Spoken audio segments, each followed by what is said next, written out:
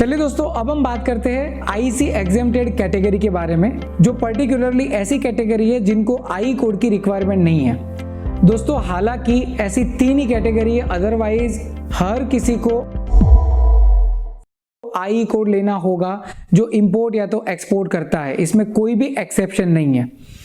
इस कैटेगरी में जिनको आई कोड की जरूरत नहीं है उसमें सबसे पहले है गवर्नमेंट की मिनिस्ट्री और उनकी अलग अलग बॉडी जो अल्टीमेटली वर्ल्ड वाइड कोई भी जगह पे एक्सपोर्ट या तो इंपोर्ट का काम करती है। पर अगर वो गवर्नमेंट बॉडीज है, गवर्नमेंट मिनिस्ट्री है, तो उनको आई कोड की जरूरत नहीं है। जैसे कि दोस्तों आप सब जानते हैं कि कुछ ऐसी प्रोडक्ट जो गवर्नमेंट के अलावा और कोई ट्रेड नहीं कर सकता, जैसे कि एविएशन फ्यूल हो गया, पेट्रोलियम हो गया, ऐसी प्रीशियस प्रोडक्ट, उसके अलावा कई बार स्कैरसिटी की बदौलत हम यहाँ से गेहूं बाहर के कंट्री में एक्सपोर्ट करते हैं, या तो फिर इंडिया के अंदर अगर कोई प्रोडक्ट की स्कैरसिटी है तो उसको बाहर से हम इंपोर्ट करते हैं। तो ऐसे वक्त में जो भी प्रोडक्ट का इंपोर्ट या तो एक्सपोर्ट होता है वो गवर्नमेंट की बॉडी के द्वारा होता है, जिसके बारे में मैं आपको आगे इंफॉर्मेशन दूंगा। लेकिन अभी के लिए आप इतना जानिए कि उस पर्टिकुलर बॉडीज को आई कोड की जरूरत नहीं होती। सेकेंड नंबर पे,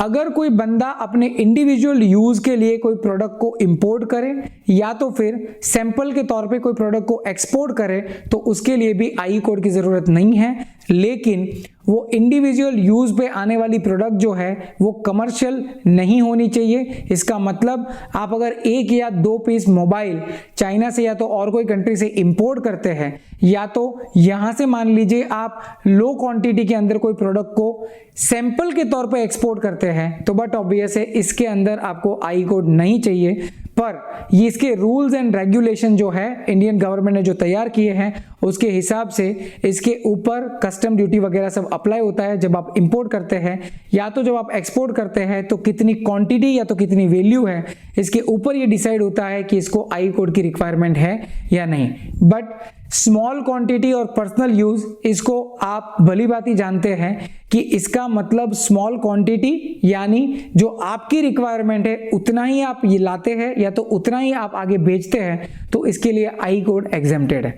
एंड द थर्ड कैटेगरी दोस्तों, जब आप ultimately India, Myanmar, India, China and India, Nepal, ultimately ये तीनों कंट्री हमारे साथ लैंड लॉकिंग है और इनके साथ जो कस्टम बॉर्डर से हम जुड़े हुए हैं वहां पे लैंडलॉक कस्टम हाउसेज है।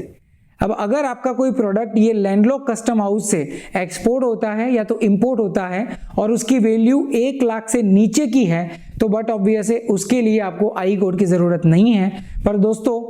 ओनली 1 लाख के नीचे अगर उसका वैल्यू होगा तो ही, अदरवाइज आपको आई कोड मेंशन करना होगा। और इसके अलावा जितने भी डॉक्यूमेंट्स है वो एज इट इज सेम रहेंगे, खाली आई कोड ही एग्जेम्प्टेड है।